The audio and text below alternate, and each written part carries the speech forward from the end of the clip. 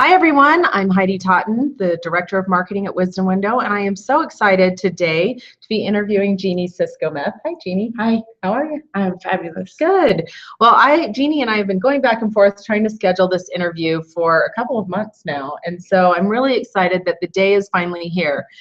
Jeanie is very skilled when it comes to teaching people how to bully-proof themselves. And so the topic today is bully-proofing you. And she has some powerful tips that she's going to share with us. And we're going to shake things up a little bit. I'm going to interview her.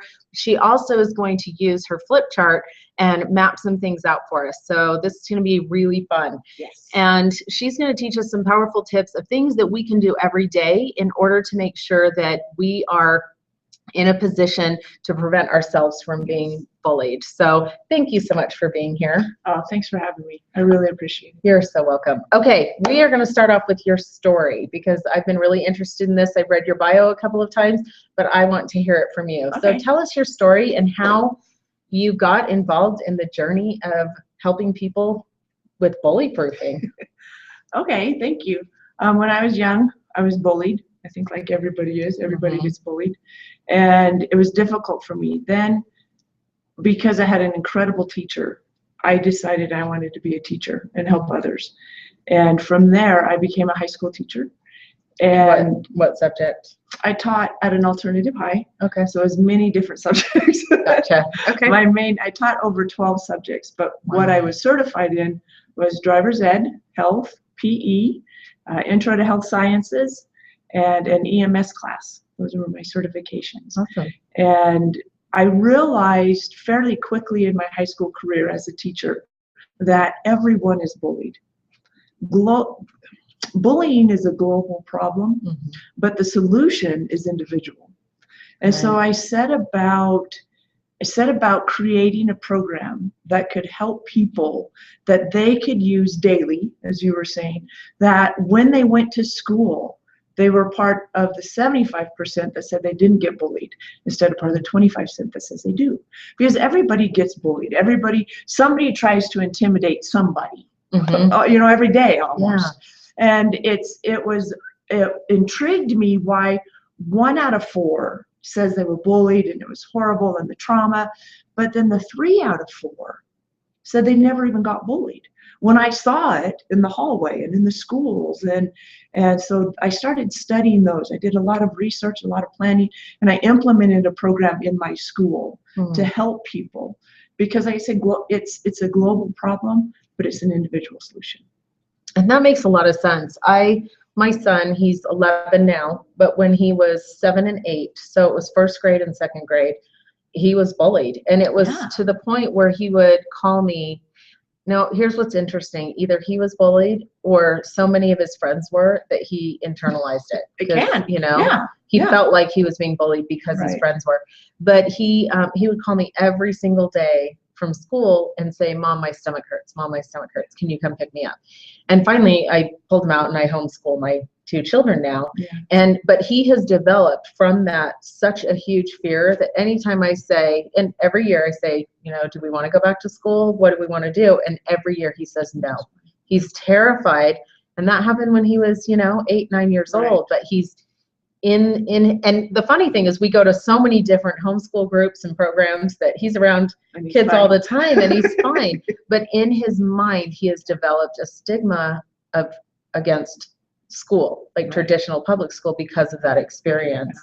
Yeah. And so as we've just kind of worked with it and dealt with it, what's interesting is his own bullying tendencies that have come out that I realized were our reactions, and that we've had to work with. When people, there's 2 sides to the bullying coin. One is the bully and one is the victim, the bullied, and both react from their reptilian brain, their brain stem. It's a reaction. And so it's survival mode.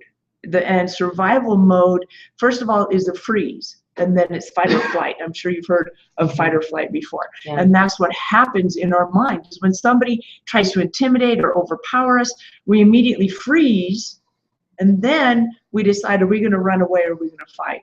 Well, in society, if you fight, that's wrong. Sometimes, people do. Boys then men are more likely to act out than women are. But once you start internalizing that and you start going through it, you start perpetuating that survival mode, and it's constantly there, and so you just lash out. And so my daughter had a very similar experience in grade school, and I noticed it about the third day when she would call me at the exact same time. And so the third day I said, Erin, what's going on at school? Well, we have recess. And so she was being bullied by a fellow classmate on the recess field. And we were able to, that's really where I started developing my program, was working with my own children, and then to be able to take it into the school and see it help more and more people. That's why I wrote the book. That's why I do the trainings and things that I do to help as many as we can.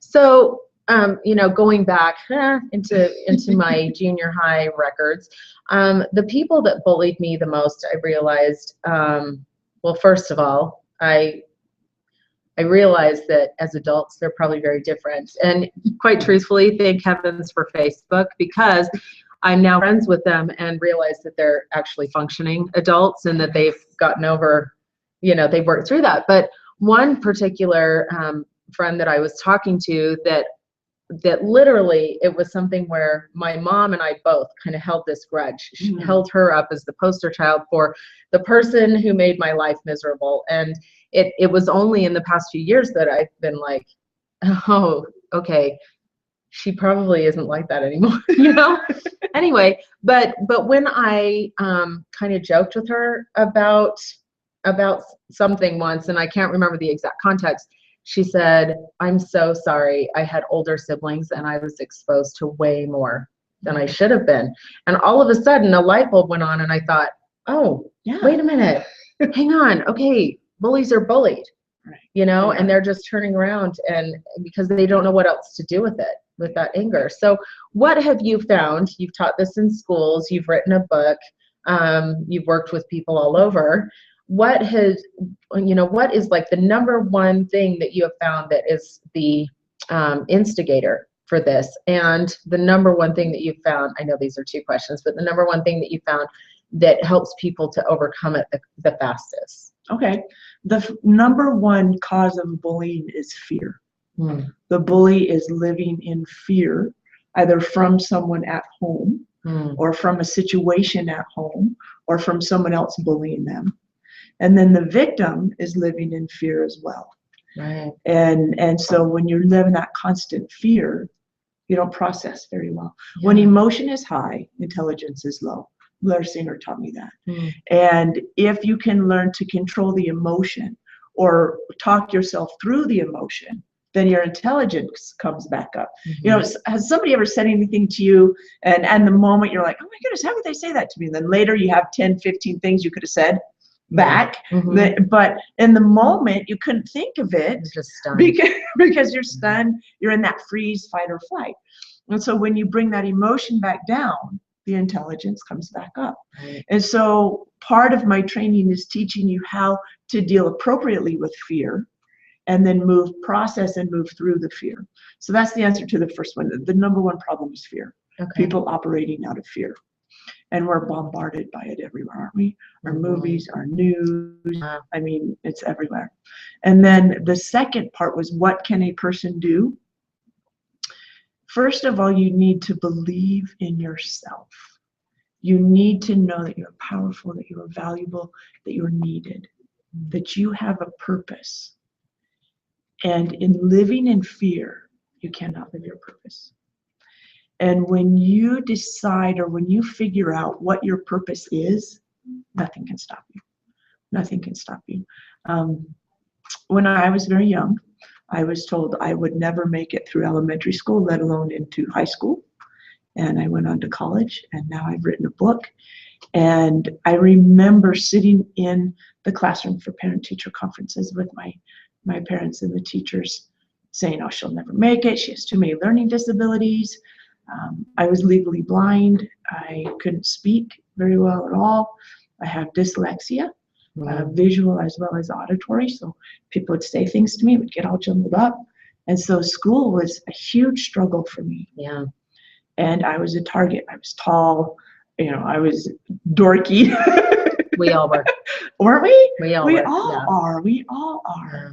And then when I realized that I could use the skill set that I had taught myself to get through school to help others, that's when I started going, wait a minute, I have a purpose.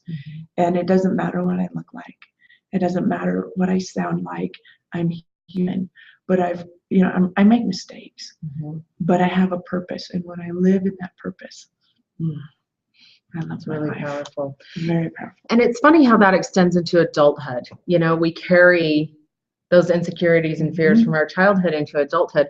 I was at an event, and what was funny is a woman came up to me, and she didn't know me at all. She was just, she kind of was invasive in talking with me. And I was recently diagnosed with adrenal fatigue. So other people's energy, I have to kind of protect myself, because I'm a hugger, I'm outgoing, I'm friendly, and I am, very chatty. But I've realized that certain personalities, and hers in particular at that time, was literally shutting me down. And she came at me and said, and it was so strange, this literally, I don't even remember her name. And she said, you would be so much more effective, like in your career and speaking from the stage, which I don't do. So that was kind of weird. I was like, oh, but speaking from the stage and doing all these things, if you just lost weight. And I'm like, really? Really? Is that okay? Do we do that as adults? But that's bullying, it's bullying. It's taking her agenda. And I sat there and I was like, her fear, her issue, her issue, because it was so like, where is this coming from?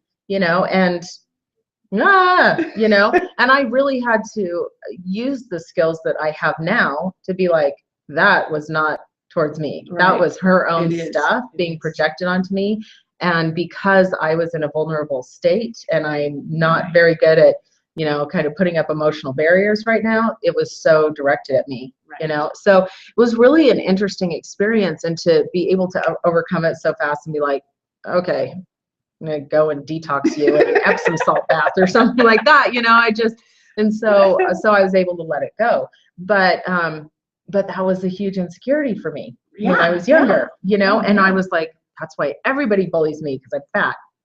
That's my, which is your young self projecting into your future self. See, these things happen when we're young, right? Yeah. And our little 5, 6, 7, 8-year-old mind learns how to deal with it. The problem is we take that 5, 6, 7, 8-year-old mind into the future and continue to deal with it. And create those beliefs around it. Yeah, for sure. So, but what you did was you took the skills that you had learned, the tools you had learned, awareness, and you applied them, and you were able to deal with it.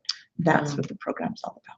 Awesome. Tools, skills that you can use. All right. Well, do you want to share some of those tools with us? To. Okay, great. So we're going to kind of adjust a little bit, because Jeanie, you're like 6 feet tall, right? Yes. Yes. And I have heels on too. Sweet. I'm so jealous. Well, I actually was 5'4" my entire life, and then my cousin and I went back to back at Christmas. Yes. And we're the same height. She said, I'm 5'5", and I said, I'm 5'4". No, so you're 5'5". I grew an inch. Yay! My whole life had been a lie about my height, but I've gotten over it. So we're going to adjust a little bit, and Jeanie is going to go into some training for us. And so we hope you enjoy that. And then we're going to come back, and we'll just kind of process and wrap things up. Awesome. Okay. Thank you so much. All right. So I'm just going to adjust this a little bit. And you are ready to roll.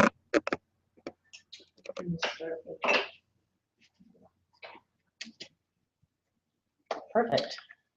So the first thing, like we were talking before, is awareness. You have to be aware of what's going on and your surroundings. And when you're aware, then you can act appropriately. The other thing that you need is you need to make a decision.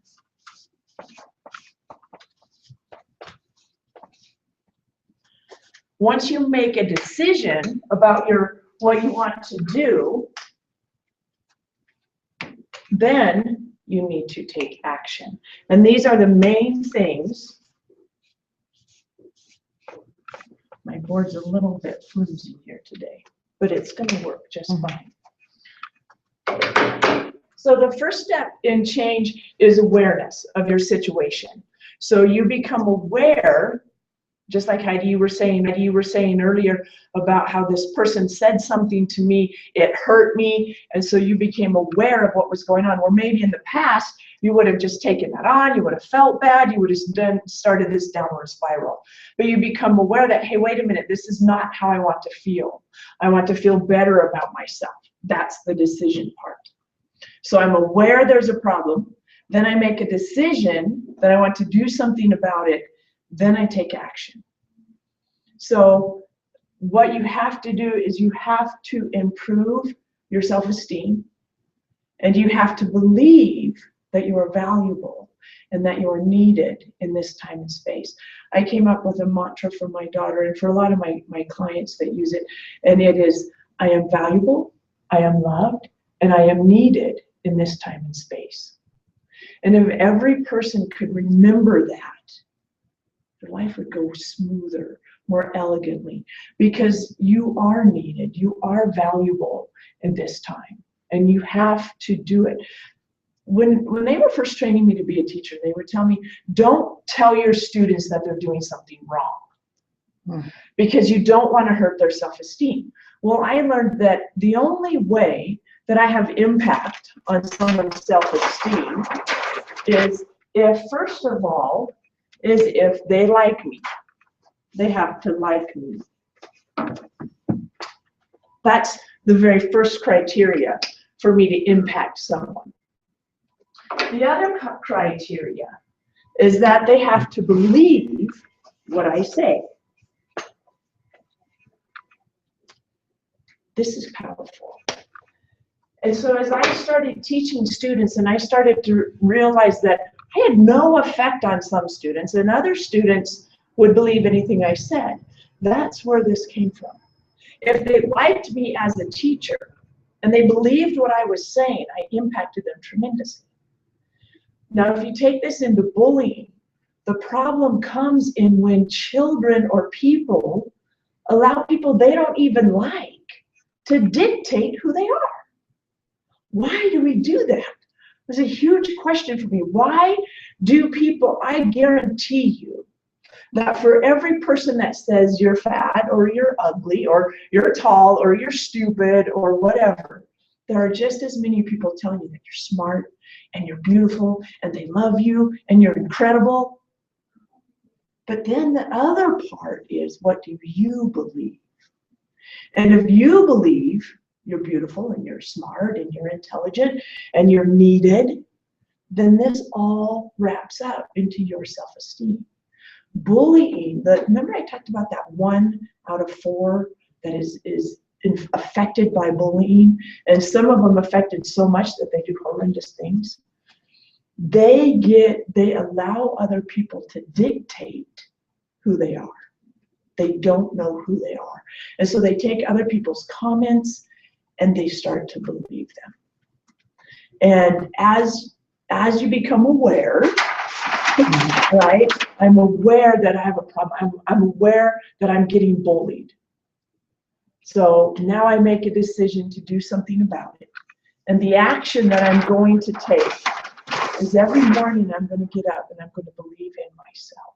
I'm going to believe that I have a purpose. I'm going to believe that there's a reason and that I am loved. It always amazed me that some parents, their children knew that they were loved. And other parents, their kids never believed they were loved. Mm-hmm. And I would interview the parents and I would talk to the parents. The parents were doing pretty much the same thing. What was the difference? The difference was that the child had made the decision that their parents didn't love them. How do you overcome that decision? You, as an outside individual, cannot. The person has to do it. So remember I said bullying is a global problem, but the solution is individual? Mm-hmm. It starts with a belief in yourself. That awareness, that decision of, I believe in myself, I'm valuable, I'm needed. And then you take action. You do things that empower you. if you made the decision to like yourself, then you have to have internal dialogue that goes along with that. The problem is so many people get up and somebody will say, you know, a negative comment to you. They go, oh, that's right, that's true, and they immediately drag down. But if somebody says something, you're so stupid, and you immediately say, thank you for sharing, that's your opinion. And everyone's entitled to their opinion. And it's okay, it's their opinion. You decide who you are. Other people just validate it. And I think that's one of the most important lessons. You decide. And I was so tired of hearing people about committing suicide, the school shootings. You know, as a teacher, I became a teacher to help people. And then we have this horrible problem in our schools where kids are taking other kids' lives, and it just has to stop. It has to stop. And so that's why I went from the classroom to the platform, so I could reach more people. And so if you want to truly bully-proof yourself, make the decision to like yourself. Make the decision to love yourself.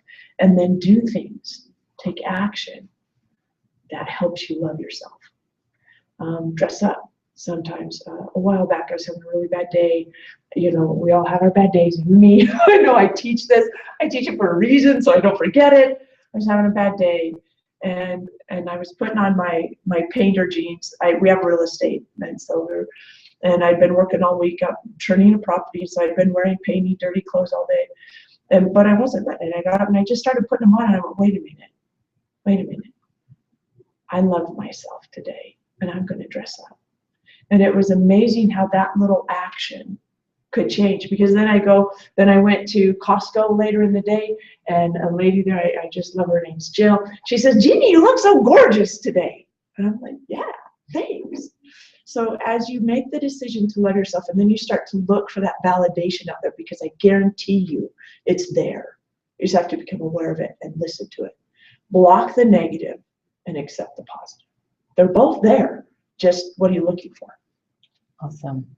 So one thing that stood out a lot with me is this, because when I was bullied, it came from the most popular girls in school, right? Yeah. And so now, as you know, my best friend turned 42 last night, and I'm 6 months older. So we're calling ourselves like Heidi 4.2 instead of 42. Yeah. So my 4.2 mind can look at this and say, wow, they were fighting to be popular. Yeah. You know, it was that pecking order that happens so often with girls. Right. And this was junior high. I wasn't even high school. I didn't have the problems in high school that I did in junior high.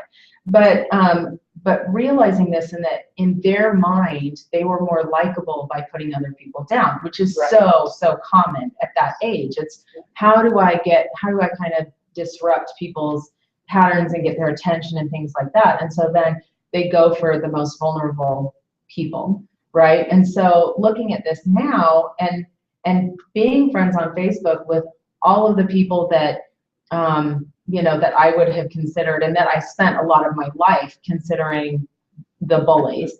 You know, I look at this and I think, oh, it's that they just were looking for people to like them, and they thought that and they believed that if they behaved that way, that more people would like them, you know? And so they created a false belief around their own behavior, because they did get validated, because people laughed. People would laugh. Yeah. Yes, that's exactly what happens.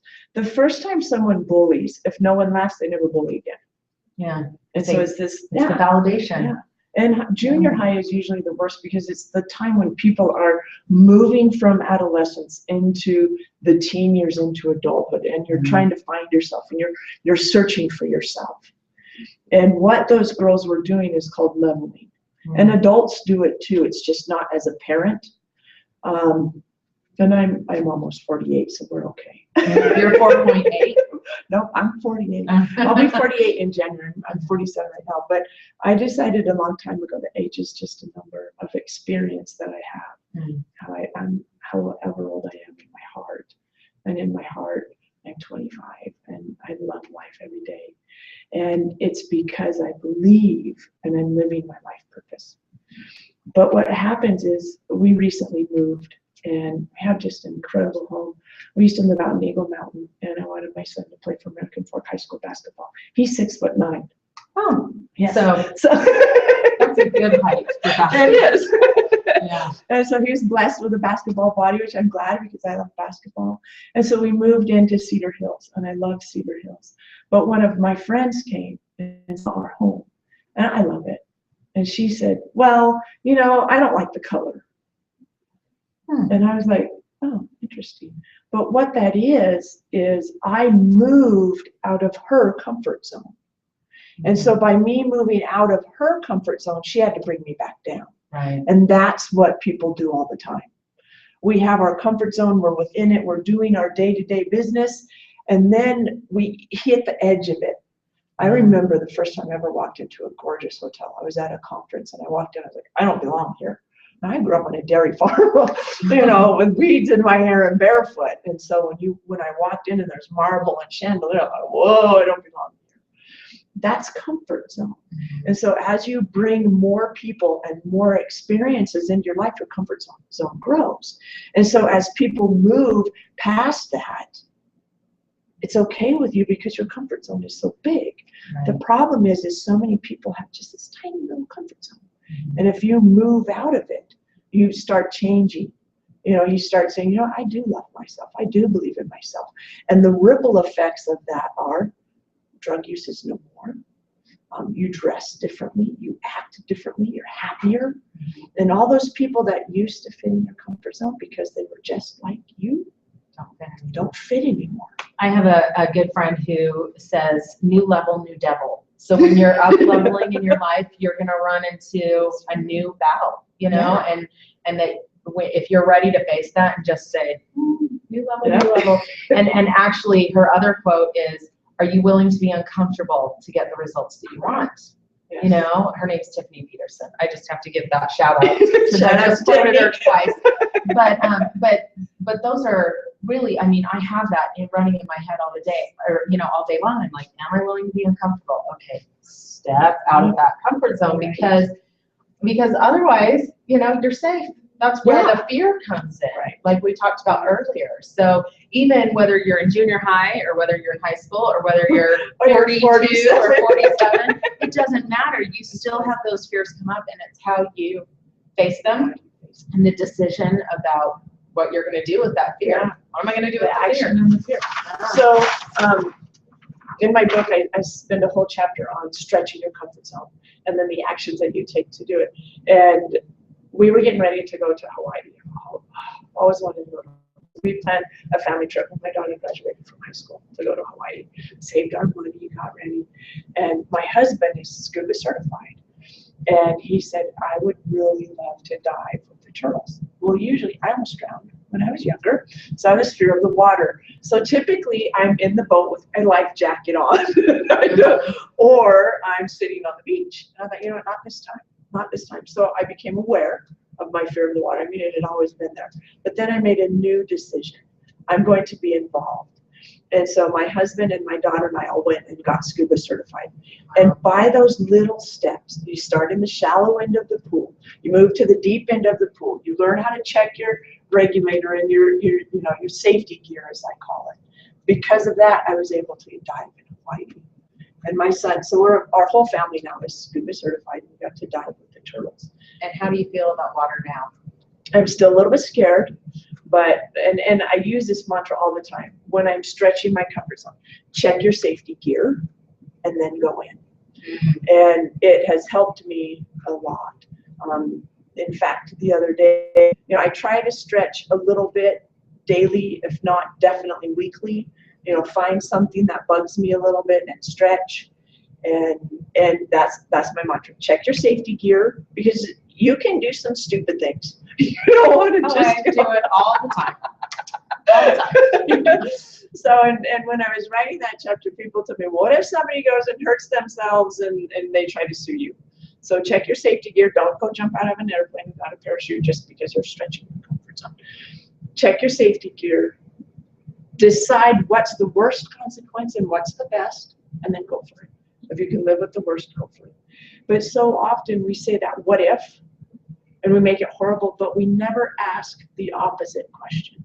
When I was leaving the schoolroom, I didn't have a single person other than my husband tell me, you're making a good decision. You go, girl. Nobody said that. You're crazy. You have tenure here. You can be here. You have a great job. You get 2 weeks off, and you're just crazy. But I checked my safety gear. That was my husband, was my safety gear. And he said, if you believe you need to do this, you need to do this. And I said, I believe I've got to help as many people because I'm tired of hearing in the news that someone else took their life when I have the tools that I can give them to end that. Awesome. I said, if I stay in the classroom, yeah, I'm helping people in the classroom, but now I can help people at my former school and so many more. Wider impact. Yeah, and that kills me every time. Well, let's sit down, and I want to talk to you a little bit about the program that you have on Wisdom Window, and really who it can help, and kind of the steps that you take people through. Because I know your book is on there as well, and then you also have a program that people can download and have access to. So tell us about it. So it's basically 4 steps. The first step is personal value, belief in yourself, realizing you're valuable. We covered that a little bit. The second step is perspective. That's how do you see things. When somebody says something negative to you, do you take it on personally, or do you say, thanks for sharing, that's their perspective? And then the third step is to have some planned responses so that when you're first addressed and you're in that freeze moment, you can pull out something that's already pre-made. Practice. Yeah. And then the 4th step is exactly that, practice. You practice in a safe environment, and then from there you move to a more stressful environment. As I said, we're a sports family, basketball mostly. And you practice on a basketball court. You don't practice on the football field. Right. And the same is true with bullying. When you are first bullied, that fear instinct immediately kicks in. You will never get rid of that. You just have to learn how to move through it. And so if you have some questions that you can use, then you're okay and you can move through it. And so the first thing, the planned responses, is either thank you for sharing, or a great one for a parent. This comes from Love and Logic, Jim Fay, Foster Klein, is, aren't you glad I don't believe that? As a parent, that is the most powerful phrase you could ever use for your child. Aren't you glad I don't believe that? Aren't you glad I don't believe that? But as a parent, our child comes home, so-and-so said I was ugly and fat. We immediately go into a long list of why we don't believe that. And the subconscious says, wow, Mom must really think I'm ugly if she just spent 10 minutes telling me I'm not ugly. But if all you do is say, aren't you glad I don't believe that?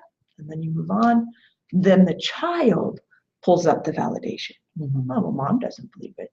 Well, yeah, and I did this the other day, and that, and that. And they pull up their own validation. As we talked before, personal validation is much stronger than outward validation.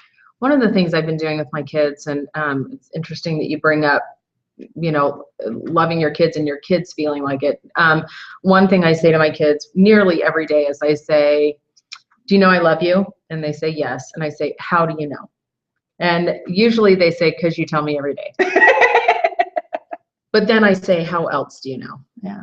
Oh, because you took us to get ice cream, or you did this, or you did that, and then I can get into their minds of what are the things that I do that make them feel loved, because you've got the love languages and everything. And for me, it's acts of service. And, and so of course I'm always trying to do acts of service because that's what we do.